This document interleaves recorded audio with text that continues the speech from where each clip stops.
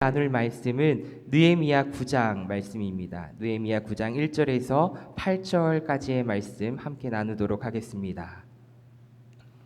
느헤미야 9장 1절에서 8절까지 말씀 한 절씩 교독하시면서 마음에 받겠습니다. 제가 먼저 1절의 말씀을 읽겠습니다. 그달 29날에 이스라엘 자손이 다 모여 금식하며 굵은 배 옷을 입고 티끌을 무릅쓰며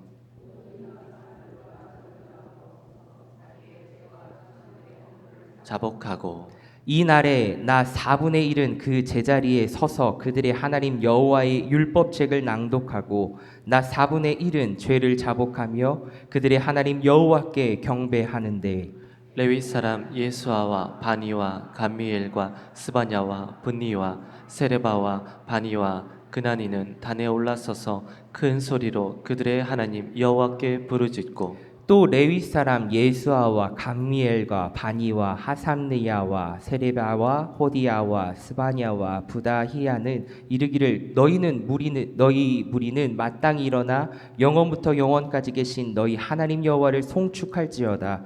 주여 주의 영화로운 이름을 송축하올 것은 존귀하여 모든 송축이나 찬양에서 뛰어남이니이다. 계속 읽으셔야 됩니다. 6절 말씀입니다.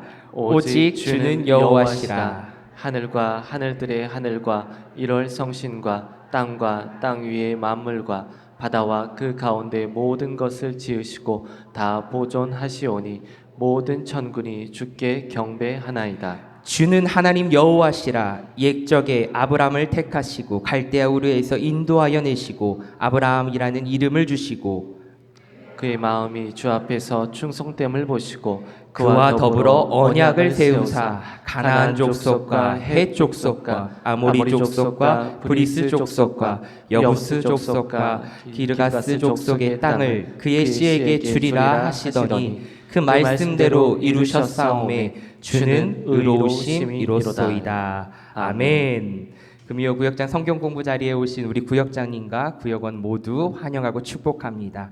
이 시간 말씀에 앞서서 우리 서로 축복하는 시간 갖도록 하겠습니다. 첫 번째 인사는 명절 잘 보내셨나요? 인사 한번 나눠볼까요? 명절 잘 보내셨나요? 네, 명절 잘 보내셨나요? 네. 두 번째 인사입니다. 주님의 이름으로 사랑하고 축복합니다. 사랑하고 축복합니다. 우리 구역장님, 구역원님들 사랑하고 축복합니다. 네, 마음을 담아서 사랑하고 축복합니다. 인사 나누셨지요? 네, 우리 사랑하는 육신의 형제 자매들도 있고 자녀들도 있지만 믿음의 형제 자매들 이렇게 한 자리에 모여주신 하나님께 얼마나 감사한지요. 외롭고 쓸쓸할 때 멀리 떨어져 있는 타지에 있는 자식들이나 친척들보다 가까이에 있는 우리 믿음의 구역 식구들 함께 신앙생활하는 내 옆에 있는 집사님, 권사님들이 얼마나 소중하고 귀한지 모릅니다. 저 역시 많이 느꼈습니다. 타지 지방에 있을 때 멀리 떨어져 있는 친척이나 가족들보다 가까이에서 아플 때 챙겨주시는 그 마음이 얼마나 감사한지 모릅니다. 우리 서로 사랑하며 서로 사랑의 교제를 나누는 믿음의 우리 남성교회 식구들이 되기를 간절히 소망합니다. 추석 명절 잘 보내고 오셨지요? 우리 사랑하는 가족을 만나기도 하고 누군가는 또 쉼을 갖기도 하고 또 누군가는 쉬지 못하고 일터에서 열심히 일을 하다가 이 자리에 오신 분들도 계시리라 생각합니다. 제가 명절 때 차를 타고 오고 가면서 들은 라디오를 들었는데요. 5일이 5초처럼 느껴진다라고 하는 청취자의 사연을 읽어주는데 좀 공감이 되더라고요. 시간이 그만큼 빨리 흘러간다. 공휴일이 되게 명절이 빨리 흘러간다라는 것을 많이 느끼게 되었습니다. 동시에 하루하루 참 열심히 잘 살아야겠구나라는 생각도 들게 되었습니다. 왜냐하면 순식간에 지나가기 때문입니다. 우리가 하루의 삶이 그저 평안하다고 해서 흘러갔다고 해서 당연하다 여긴다면 우리는 하루하루 부어주시는 참된 은혜를 바라보지 못하고 있는지도 모릅니다. 은혜라는 찬양의 가사를 다들 아시지요? 숨을 쉬며 살며 꿈을 꾸는 삶도, 아침 해가 뜨고 저녁의 노을도, 봄의 꽃향기와 가을의 열매도, 변하는 모든 계절을 바라보는 것도, 중요한 것은 오늘도 주님의 자녀임에 감사하고 찬양하고 예배하는 삶을 주신 그 은혜를 아는 것이 거저 주어진 것이 아니라 하나님의 은혜임을 깨달아 감사함으로 기쁨으로 하루하루 살아가는 우리 모두가 되기를 좋으신 예수님의 이름으로 축복합니다. 이것은 나의 상황에 따라, 나의 기분에 따라 변하는 것이 아닙니다.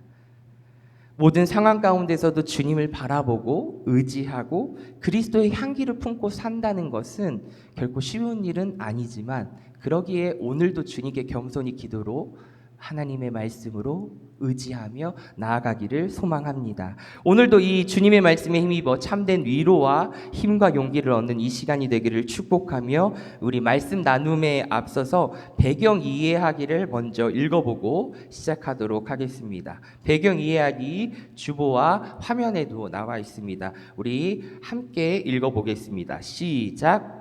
느헤미야와 이스라엘 백성은 무너지고 부서진 예루살렘 성벽과 문들을 40개 구역으로 나누고 인력을 배정해 동시에 보수하는 사역에 집중했습니다.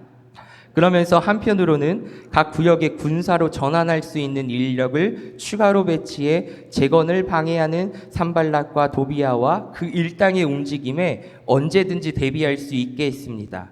느헤미야에게 지혜를 주신 하나님의 방법으로 성전이 52일 만에 재건되었습니다.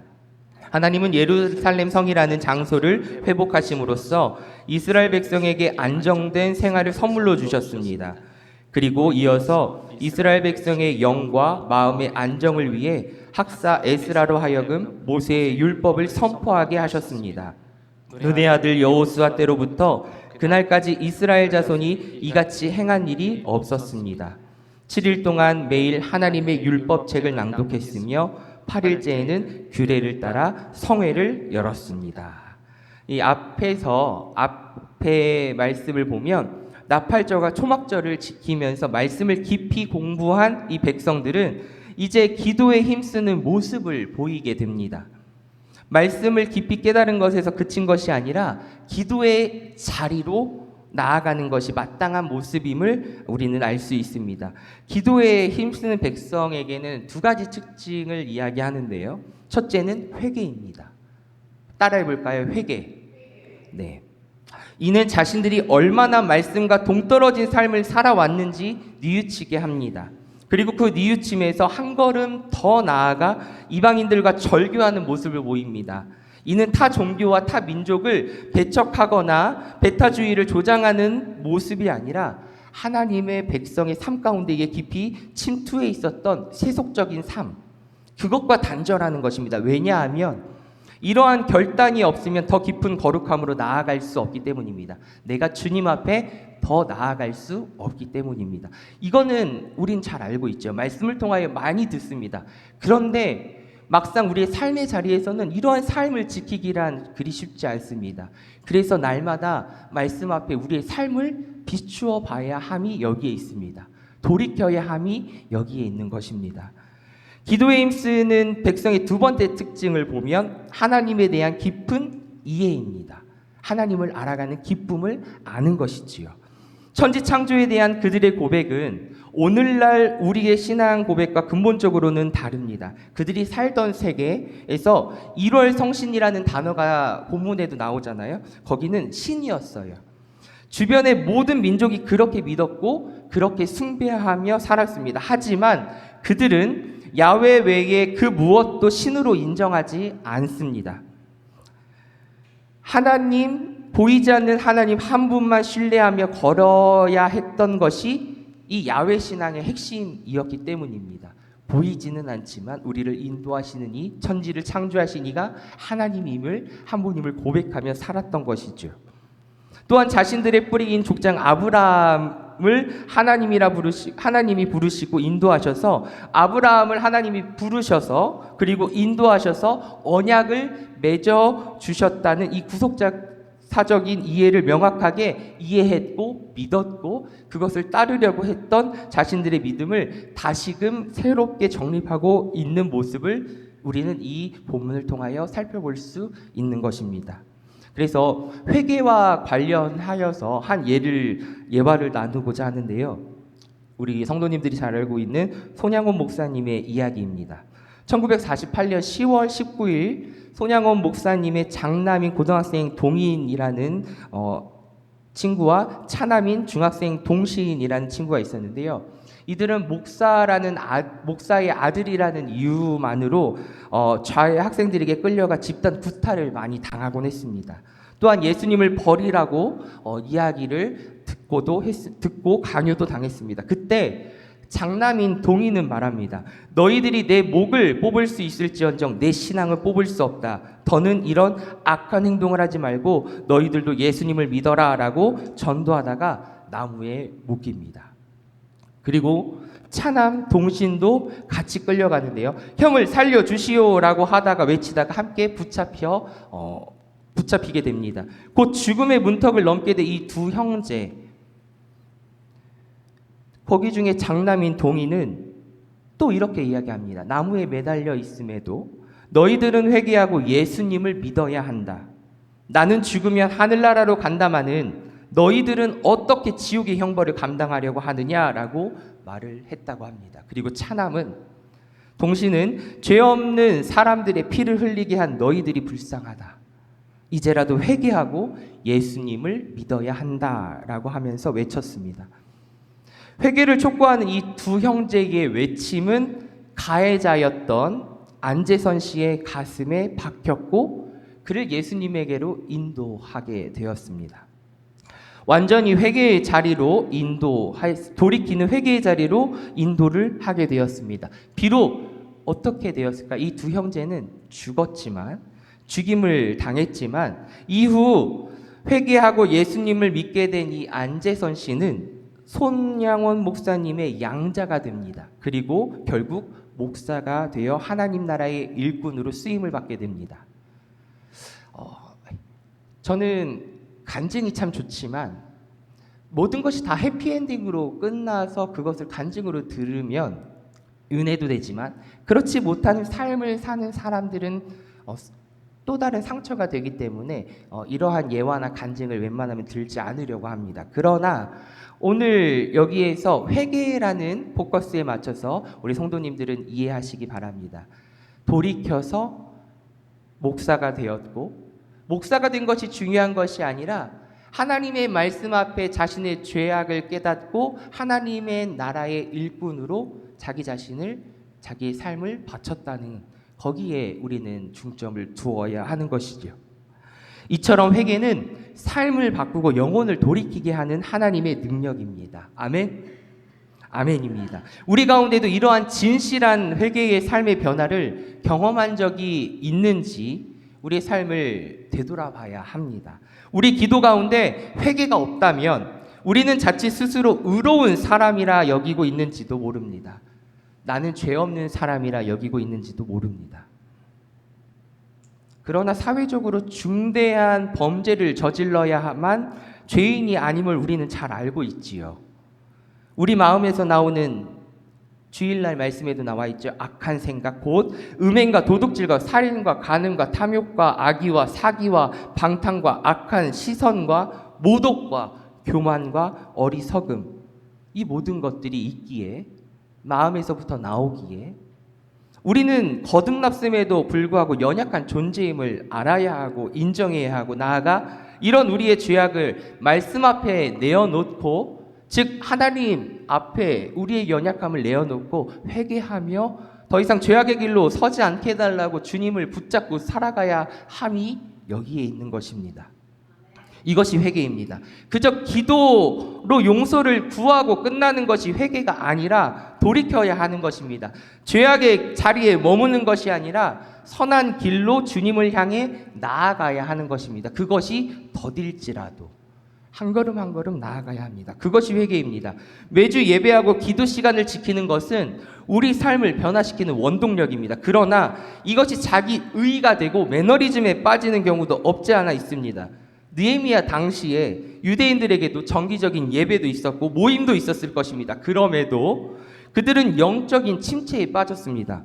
하나님을 이를 초막절 이후에 일어난 이 부흥 운동으로 그래서 해결하기 시작하신 겁니다. 하나님께서 이 영적 침체에 빠진 이들을 다시금 새롭게 하시기 위해서 하기 시작하신 거예요. 1절을 보시면 그달 스문 나흔 날은 초막절 행사가 일곱째 달, 즉 티스리월이라고 하는데 그 22일에 종료가 됩니다. 백성이 이틀 후에 다시 모인 것이지요. 백성은 이달에 이미 나팔절과 초막절을 감격 중에 지켰음에도 절기도 아닌데 자발적으로 모였습니다. 그래서 말씀 나누기 1번에 대한 내용도 이에 대한 내용인데 함께 나누고 말씀을 마저 함께 나누겠습니다. 말씀 나누기 1번 함께 읽겠습니다. 시작. 에스라가 낭독한 율법을 듣고 초막절을 지킨 그달 24일에 백성은 무엇을 했나요? 우리 본문 1절에서 4절의 말씀에 나와 있습니다. 이스라엘 백성은 모여 금식하고 굵은 옷을 입고 티끌을 무릅쓰며 이방 사람들과의 관계를 정리하고 자기의 죄와 조상들의 허물을 자복하고 법책을 낭독하고 하나님께 부르짖습니다. 이스라엘 백성은 일곱째 달 21일에 풍요와 기쁨의 절기인 초막절 행사를 마치고 그 다음 날인 22일에 성회로 모였습니다. 그들은 초막절을 마친 후 즉시 일상으로 돌아간 것이 아니라 다시 모인 것이에요. 24일에 다시 모여 통회하고 자복하는 회개 집회를 열게 된 겁니다. 그들은 금식을 했고요. 굵은 옷을 입었고 머리에 흙이나 티끌을 뿌렸고 이방인들과 맺었던 관계를 끊어 정결한 모습을 회복하려고 했습니다. 거룩한 삶을 다시금 살려고 노력했던 것입니다. 그들과 절교하고 멀리하려고 했던 것이 아니라 세속적인 삶을 끊어내려고 했던 것입니다. 우리는 이것을 잘 알아야 합니다. 종교가 불교인 친구들도 있으시죠. 네. 이슬람인 친구도 있으신가요? 없으신가요? 네. 그렇다고 멀리 하시진 않잖아요. 그죠? 근데 어떤 사람은 크리스천들만 나의 친구다, 나의 가족이다라고 생각하는 경우도 없지 않아 있습니다. 그것은 잘못된 것이지요. 여기서 말씀드리고 있는 것은 그게 아닙니다. 거룩한 삶, 하나님과의 나와의 관계에서 끊어졌던, 죄로 인해 끊어졌던 것을 다시금 회복하기 위한 거룩한 삶을 살기 위해 죄를 뿌렸고 티끌을 뿌렸고 이방인들과 맺었던 관계를 그래서 끊게 되는 것이지요. 정결한 모습을 회복하려고 했기 때문에 그들과의 관계를 끊은 것입니다. 또 하나님 말씀 곧 율법을 듣고 깨달음을 얻어 자신의 죄악을 하나님께 진실하게 고백을 했고 조상들이 하나님 뜻을 무시하고 순종하지 않은 죄에 대해 자복하며 부르짖었습니다. 그들이 행한 일을 시간 순으로 따져보자면 여기서도 낮 4분의 1이 나오죠. 곧 오전 6시부터 9시까지는 율법을 낭독합니다. 그리고 또 다른 낮 4분의 1, 곧 9시부터 12시는 철저하게 하나님께 회개합니다. 말씀을 낭독하고 회개하고 그 다음에 하나님을 경배하고 찬양하는 시간을 가진 것이지요. 이는 하나님과의 관계 회복에 대한 백성의 갈급한 소망도 있었고 순수한 신앙의 태도를 보여주고 있는 것입니다. 백성은 귀한 후에 성벽 재건의 어려움을 극복해낸 다음에야 비로소 예루살렘 성에서 새로운 삶을 시작하는 방법은 다른 것에 있는 것이 아니라 하나님 말씀 앞에 철저히 회개하고 그 말씀을 의지하며 나아가는 것이 정답이라고 깨닫게 됩니다. 여기서 중요한 것은 이스라엘 백성들은 이 죄를 깨달은 것을 넘어서 죄에 대해 온전히 회개했다는 사실입니다. 다시 한번 죄를 깨달은 것을 넘어서서 어떻게 했다고요? 온전히 회개했다는 사실입니다. 자기의 죄를 발견한 것을 넘어서서 온전히 다시 주님께로 돌아갔다는 것입니다. 진정한 회개는 마음의 참회를 넘어서 행함이 있어야 함이 여기에 있습니다. 무엇이요? 행함. 돌이켜야 하는데 입으로만 주구장창 하는 것이 아니라 정말 그런 삶을 살려고 발버둥 치기도 하고 주님께 매달려 보기도 하고 그런 삶을 살게 해달라고 살아보려고 노력하는 것입니다. 그렇다면 하나님의 백성으로 우리는 날마다 하나님 말씀 앞에서 어떤 태도를 가져야 할까요? 그리스도인은 날마다 하나님 말씀 앞에서 자신의 영과 마음과 몸과 관계를 이 환경, 상황에 비추어 보아야 합니다. 우리의 상황을 비추어 보아야 하는 거예요. 어디에? 말씀 앞에서. 이는 경건의 시간, 곧 큐티, quiet time이거든요. 조용한 시간입니다. 주님과 나와 만날 수 있는 그 시간을 통해 점검할 수 있습니다. 삼위일체 하나님은 그리스도인이 날마다 정결함을 묵상하고 삶으로 드러내기를 원하시는데 사탄은 이것을 방해합니다. 매 순간 유혹합니다. 공격합니다. 이 사실을 하나님도 알고 계시지요. 그래서 하나님은 그리스도인이 날마다 하나님 말씀 앞에 서도록 요청하십니다. 내가 거룩하니 너희도 거룩하여라. 말씀 앞에 항상 서기를 원하십니다. 하나님 말씀 앞에 서면 삼위일체 하나님을 찬양하게 됩니다. 죄로 가득하고 정결한 삶과는 멀게 됩니다. 그리고 우리의 연약함, 부족함을 발견하게 되고 인정하게 되고 주님을 더욱더 매달리게 됩니다. 이런 나를 사랑하시는 주님 감사하게 됩니다. 죽을 수밖에 없는 나를 용서하여 주시고 주의 보혈로 죄 씻음 받은 우리가 다시금 죄악의 길에 서지 않도록 우리를 붙들어 주시니 주님 감사합니다라고 하나님께 감사하며 찬양할 수 있는 것이지요. 이 사실을 우리는 놓치고 살 때가 얼마나 많은지 모릅니다. 십자가에서 예수 그리스도의 보혈로 죄를 용서받았음을 확신하며 살고 계십니까? 그렇다면 다시금 죄악의 길로 서지 않도록 발버둥 치십시오. 행함이 있어야 합니다. 더 이상 죄에 대해 동노릇하지 않고 변화를 받아 말씀을 따르는 삶을 소망하고 살아가야 합니다. 이는 억지로 하는 일이 돼서는 안 됩니다. 하나님과 더 가까워지고 하나님을 알아가는 기쁨의 자발적인 선택이 되어야 합니다. 우리 권사님들 새벽에도 말씀드렸는데 비가 오나 눈이 오나 바람이 부나 명절이 되어서도 상관없이 다 새벽에 수요일날 할 거 없이 교회에 나와 기도하며 말씀을 묵상하며 주님께로 나아가는 모습을 보고 참 많은 것을 깨닫게 됩니다. 과연 내가 목회자가 아니라 그냥 일반 성도로서 그냥 살 때 이럴 수 있을까? 쉽지 않습니다. 근데 성도님들 모습을 보면 억지로 나오신 분이 단 한 분도 안 계십니다. 주님의 그 기쁨, 은혜를 알기에, 사모하기에, 오늘도 그 은혜를 간구하기에 겸손히 주 앞에 나오신 그 모습을 보게 됩니다. 사랑하는 성도 여러분, 우리가 어느 곳에 있든지 어느 자리에 있든지 이 마음을 잊지 않고 살아가기를 간절히 소망합니다. 내가 주님 앞에, 주님의 말씀 앞에 내가 있음을, 주님 보시옵소서, 내가 주 앞에 있나이다 늘 고백하면서 정결하게, 신실하게, 진실하게 살기를 간절히 소망합니다. 그럴 때 죄의 종로를 타지 않고 주님 앞에 나아가는 줄 믿습니다. 우리 말씀 나누기 2번 함께 읽겠습니다. 말씀 나누기 2번입니다. 시작. 레위 사람들은 하나님을 어떤 분으로 고백하며 찬양하고 경배했나요? 5절에서 8절의 말씀을 보시면 됩니다. 이스라엘 백성은 하나님께 죄를 고백하고 율법책에 기록된 말씀을 들었습니다. 이후 레위 사람들은 하나님을 찬양합니다. 어떻게 해요? 율법책에 기록된 말씀을 듣고 하나님을 찬양합니다. 예배의 원리는 모든 만물의 주인이시며 창조주신 하나님을 먼저 발견하고 하나님보다 자신이 얼마나 부족하고 그냥 한낱 피조물에 불과한 존재임을 깨닫는 것이지요. 이러한 예배의 원리 안에서 성도는 자신의 연약함을 진실하게 하나님 앞에 고백할 줄 알아야 하고요. 하나님이 은혜로 정결하게 회복해 주시기를 간절히 구해야 합니다. 주님 앞에 서는 날까지.